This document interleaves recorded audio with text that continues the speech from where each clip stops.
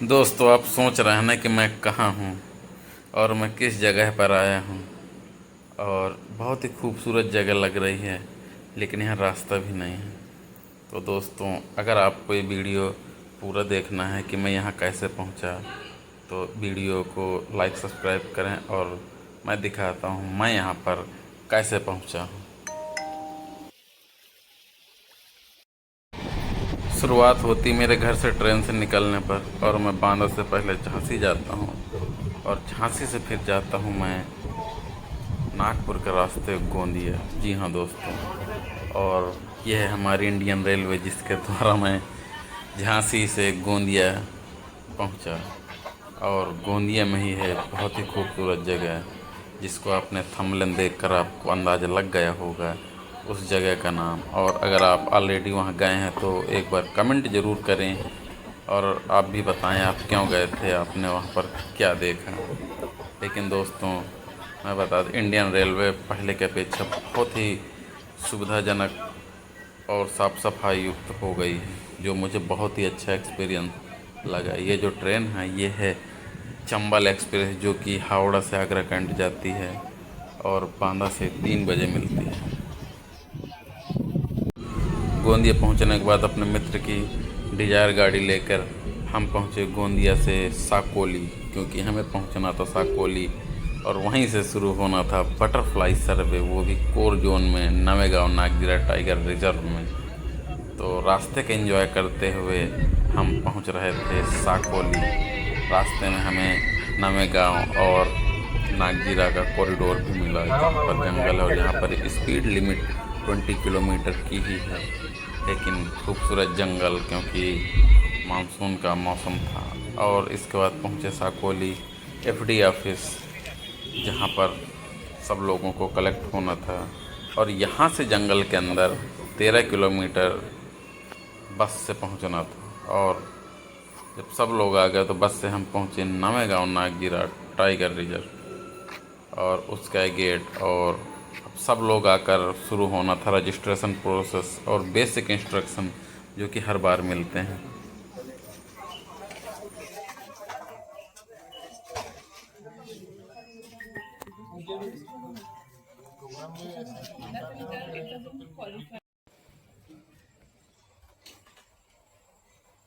थोड़ा हमारे पास समय का थोड़ा अभाव है.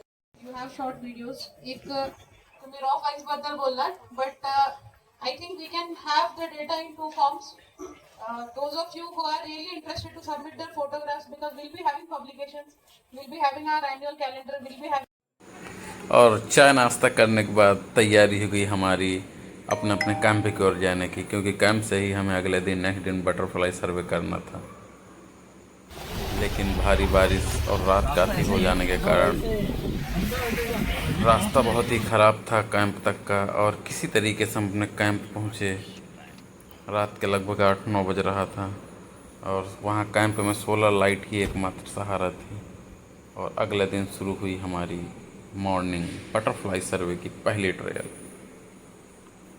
दोस्तों, जंगल बहुत ही खूबसूरत है, और अब बारी थी तितलियां ढूंढने की, उनको आइडेंटिफाई करने की। और हमारे साथ थे 3 लोग। 2 लोग तो वन विभाग से वन रक्षक दिलीप माहुरे सर, और साथ में उनके सहयोगी, और जो जिनके हाथ में ये लाल अम्ब्रेला दिख रहे हैं वो हैं AS बिश्नोई जी, जो कि हैदराबाद से थे। उन्हें बटरफ्लाई का बहुत बड़ा एक्सपीरियंस था। हालांकि मेरी तो दूसरी बार था, लेकिन कई बार जा चुके थे और काफ़ी गहनता से उन चीज़ों को ऑब्जर्व कर रहे थे। दोस्तों, फ़ोटोग्राफी और आइडेंटिफिकेशन और ऐसी बातें चलती रही पूरे ट्रैक पर, और हम लोग अलग अलग चीज़ें जंगल में ऑब्जर्व करते रहे, कहीं फ़ोटोग्राफी तो कहीं कुछ। बहुत ही खूबसूरत जंगल।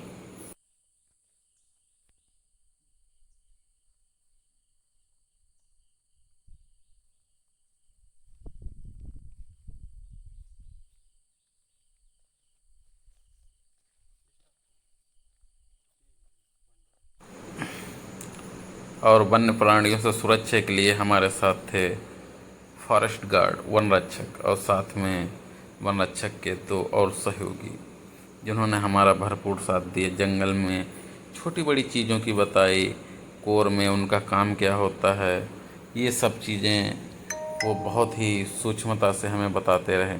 साथ ही हम भी उनको बटरफ्लाई के बारे में अलग अलग जितनी प्रकार थे उनको बता, वो बहुत ही आकर्षित हो रहे थे कि देख तो कह रहे थे सर हम देख तो बहुत दिन से रहे हैं, लेकिन इनमें भी अलग अलग कलर के हिसाब से प्रजातियाँ होती हैं, ये हमें नहीं मालूम था। और उनको भी हमने जो अधिकतर तितलियाँ मिलती हैं उनके बारे में हमने उनको गाइड किया, बताया और साथ में उनको पहचानना सिखाया। वो लोग बहुत खुश थे।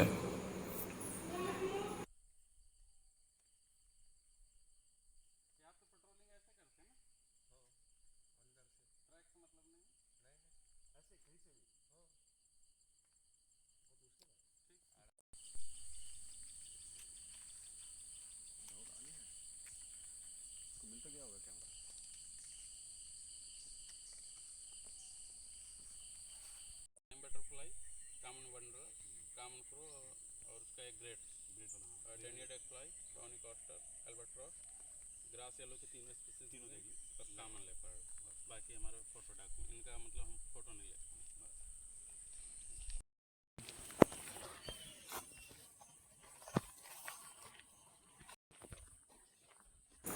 और दोस्तों, जैसे कि आप लोगों को पता है कि मुझे जंगल से बहुत प्यार है। लोगों को लगता है जंगल एकांत है, लेकिन मुझे नहीं लगता। मुझे लगता है कि जंगल में तो एकांतता है ही नहीं। चारों तरफ पेड़ हैं, पशु पक्षी जो हमेशा कुछ ना कुछ कहते रहते हैं, करते रहते हैं, और उनकी क्रियाकलाप भी बहुत अच्छी होती है।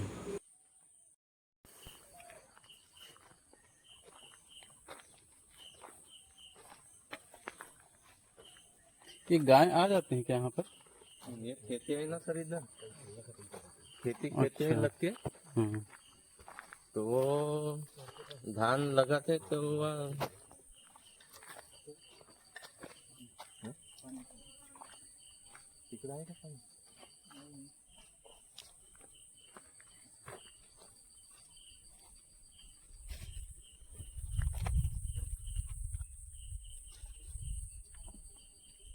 थोड़ा सा दीजिए।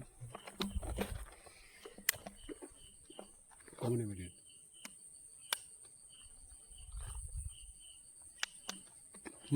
ये मोरमोन।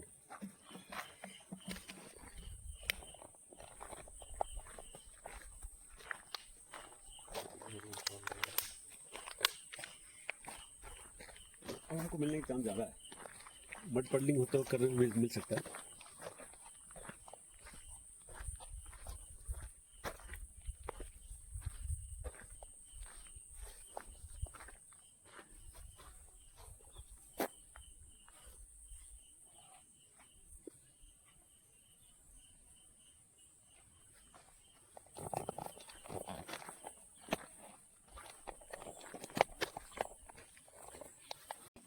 एक येलो एक वाइट है। तो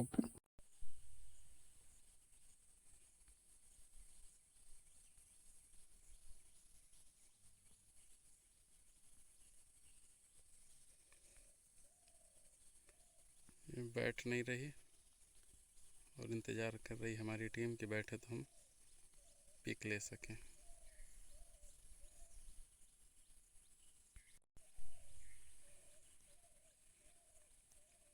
बटरफ्लाई सर्वे।